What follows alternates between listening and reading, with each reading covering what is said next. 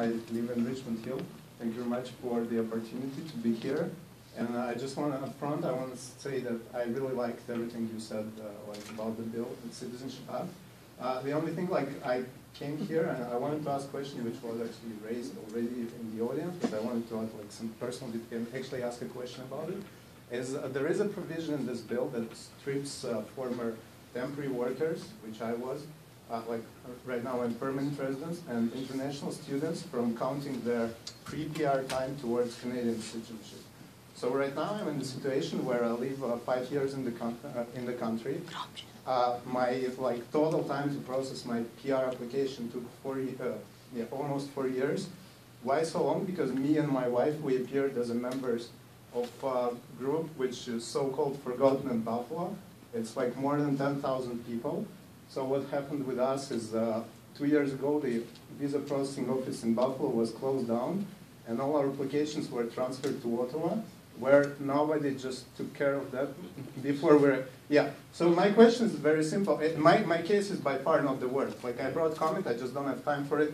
There was a person who's been living in Canada since 2005, and he's still is affected by the new law, so he'll have to wait another 4 years. So my question is very simple. While I fully agree with everything you said about the values of citizenship and generally about the act, I just fail to understand how can this provision help in any of this. So that. Let me first to say that your member of Parliament, Costa Minigakis, who sits to the left of me at the Standing Committee on Immigration and Citizenship, is well qualified to address all your issues. He's probably more qualified than I am. Yeah, I'm trying to reach him, but I'm taking every opportunity. All right. Secondly, yes, in the old Act, we did allow temporary foreign workers, living foreign workers, a certain amount of recognition for the time that they stay in Canada to be counted toward their residency requirement, because you have already started the process of staying here, and I guess feeling that connection to the Canadian system and culture. However, that has been muddled by the fact that we have living caregiver, spousal reunification, parent unification, and temporary foreign worker, and sometimes transient workers, and so on. So in order to put all this into one very clear act, we say the residency period starts when you have legal status in Canada. That is in the new act. But if you have already filed your application for citizenship under the old act, then we will respect that.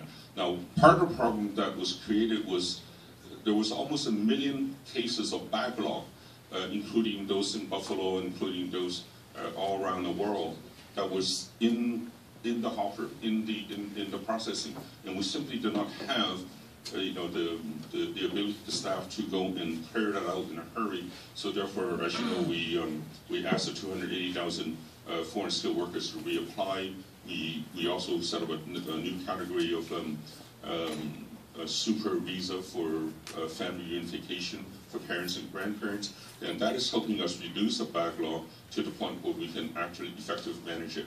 Under the new act, the process will not be a 3-step process, it will be a 1-step process. You just go visit a immigration, a citizenship judge office, and everything, including language, knowledge of Canada, and all your documentation will be done at one point, and you'll pass that. So the period of evaluating your credentials will be dropped from 36 or 40-some months down to 12 months. That is the direction we're heading, but we still have to clear out the over 300,000-400,000 backlog that is sitting in our file right now. And you have to understand, people would say, well, why couldn't you just put more money and hire more people to do this? It's not that easy. Everything in government runs on a budget. We have to apply for a budget to increase staff. And then once you increase staff, it isn't just increasing staff and putting them to work to handle the cases. They need to go through almost 1 year of training to do that. So the government decision when we recognize the problem and do something about it, the net effect is felt somewhere 2 to 3 years down the road. So I appreciate your bringing this question up. I know it's frustrating, but the best we can do. If I may, just one point about backlog, because I heard this argument a lot, and just what I'm thinking is, like, right now you cut a lot of people from application. So basically, those who were expecting, like, all categories of permanent residents who expected will have to wait either plus 1 year or plus 2 years, like say me and my wife. So right when like this time expires, all these people are going to apply at the same time.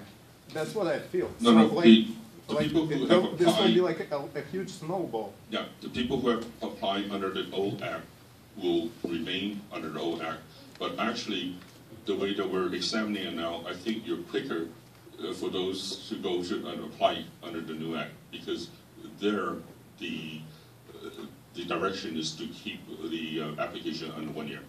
Next question. Thank you.